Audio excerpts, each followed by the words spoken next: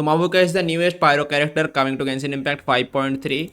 Inside of today's video, we're gonna take a look at everything you need to know about her, all the builds, teams, and all the stuff that you should know about her. So let's get right into it. Before we start the video, make sure to subscribe. So yeah, let's get right into it. So MAVUIKA's elemental skill is going to be off-field pyro damage. She will summon a ring that will follow your active character, and that ring will deal off-field damage with coordinating with your main off-field on-field damage dealer. But yeah, so see, and her skill has another playstyle which you can see here. She can drive the motorcycle. This motorcycle you see here, and she can be an on-field damage dealer inside of a skill state. So to be honest, this is not really good. The only thing you want the skill to do is off-field damage or passive damage. You don't really want to hold it. So this is a hold stat, and the previous one was tap. So you would always want to tap the skill unless you are exploring, I guess. But yeah, she has some huge exploration stuff too, you will see in a bit. So here, see here, her normal attack isn't really useful, but yeah, so as you can see here, when she is off field, a ring is following your character. That ring will deal off field damage to the enemy, so you can use it as a pyro applicator or something. And she also have some good amount of buffs. You can also use the Synchronicity set on her to get even more buffs. So if you want to see her exploration, they are all here. She's quite literally all in one. But yeah, so her elemental burst is quite unique from the typical Genshin style. So every character needed elemental energy to get the elemental burst, right? She has a special unique mechanic, special first time for her. So she has the mechanic called fighting spirit. The how you accumulate fighting spirit is when your main active on field character deals a normal attack, or you have natlan characters that deal night soul that consumes their night soul energy. So for example, like all the new natlan characters like Mualani, Kinich, and the best ones are going to be, of course, Sitlali and Silonen. So those two are going to be our best teammates. If you don't have either of those, it's going to be a little bit worse, but definitely not unplayable. We'll talk about that in a bit.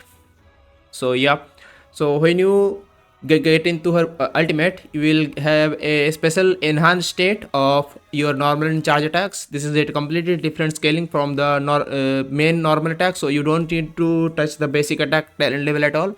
You can just level her burst up and it will deal damage. So yeah, so inside of this state, she will stop consuming any night soul points, and her resistance to interruption will be greatly increased. And this also, this has to a lot of like, so this is like 200 total energy, but you can use total fighting spirit, but you can use the burst from like 100 energy. We'll talk about how you should go about that in a bit. But just know, the more fighting spirit you have, up to after 100, the more damage you will deal with the normal and charge attacks and the initial hit of the burst. So yeah, this is a very big nuke of damage. You can vape this as well, and it will deal a ton of damage. So that's about that. Let's take a look at her talents and stuff here. So her normal attack is really useless. This doesn't really do anything. Don't level this up. Keep this at level 1. So taking a look at her skill, so it has two variants, tap and hold. So as I said, the hold isn't really that useful for a skill unless you are exploring. Only that in combat it doesn't have any use. It just deals less damage than the burst, and it consumes field time for no reason. So yeah, it's not really that useful. So let's see the tap.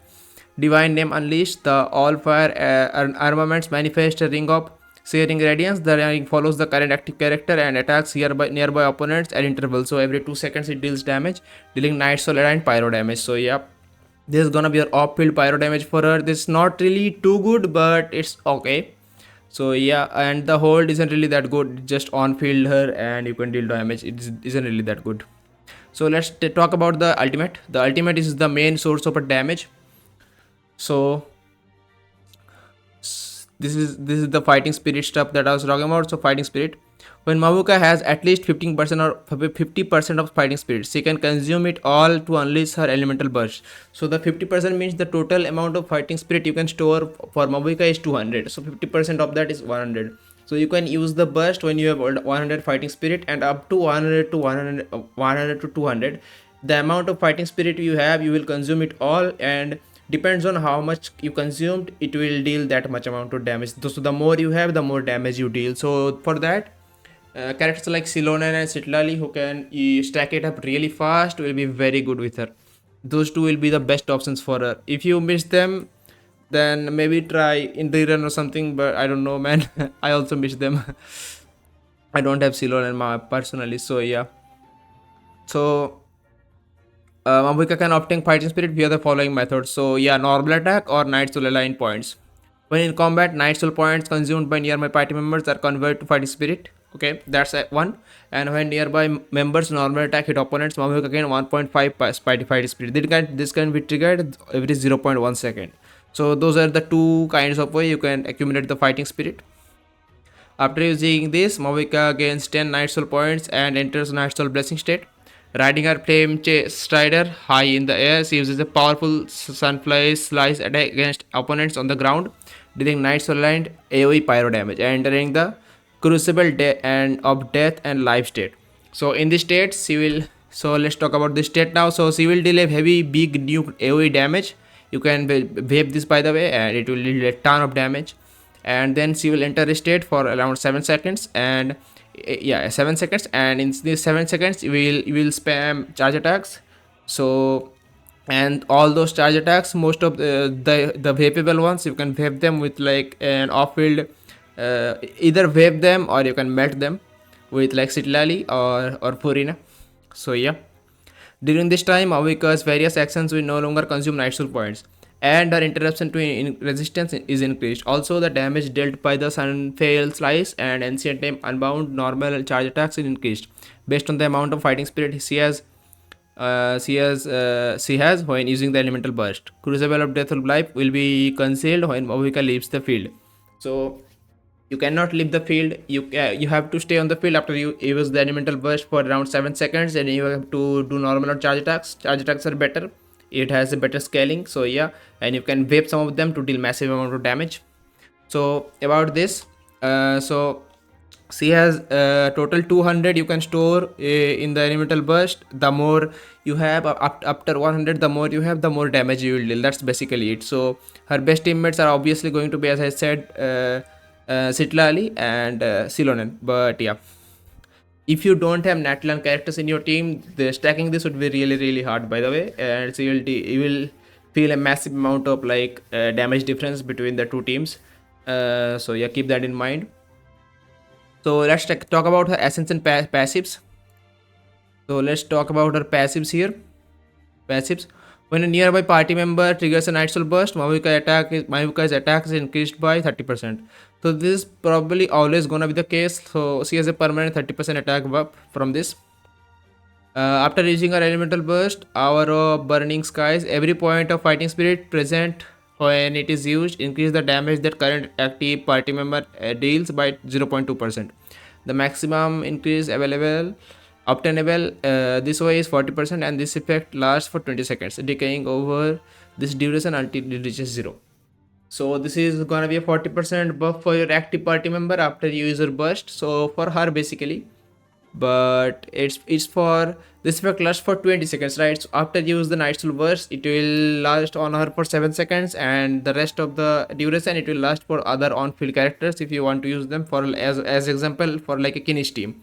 After you use the Mavuika's elemental burst, you will swap to Kinich and start dealing his skill damage and normal attack damage and charge attack, like all that stuff. So you see he will get some damage bonus. That's really good. After Night Soul points have been fully depleted, Mavuika will switch to using Phlogiston to maintain all fire armaments, Flame Strider farm. While in an area with Phlogiston mechanics within Natlan, Night Soul transmission Mavuika can be used. When the current active character is sprinting, climbing, swimming in movement modes caused by certain talents or at a certain height in the air, switching to Mavuika will trigger the following. Okay, so this is basically the passive. Yeah, so the exploration passive. Nothing really important here. Yeah, this is an exploration one. This is also an exploration one. The party's night soul transmission CD is decreased by 20%. Oh yeah, these two are both are exploration ones. So yeah, these two are the main damage ones. So let's talk about. So let's go into her best weapons first. So her best weapons is obviously the first weapon is going to be this her signature weapon. This is going to be her best option. So this will give her crit damage and a lot of attack. So let's see. Gain the scorching brilliance effect when using an elemental skill or burst. Crit damage is increased by 20% and attack is increased by 28%. This effect can be triggered once every 10 seconds. So yeah, when a scorching brilliance instance is active, its duration is increased by 2 seconds after normal and charge attack deals elemental damage. So permanent uptime, no problem with that. This effect can be triggered once every second and the max duration increase is 6 seconds. Additionally, when the equipping character is in Night Soul Blessing state, Scorching Brilliance effect are increased by 75%. So on top of all of that, it will increase by another 75% in her burst. So that's really good. And its duration will not count down when equipping character is off field. So as you can see, she can pretty much get a 100% uptime with all of this. So this is obviously going to be her best in slot option.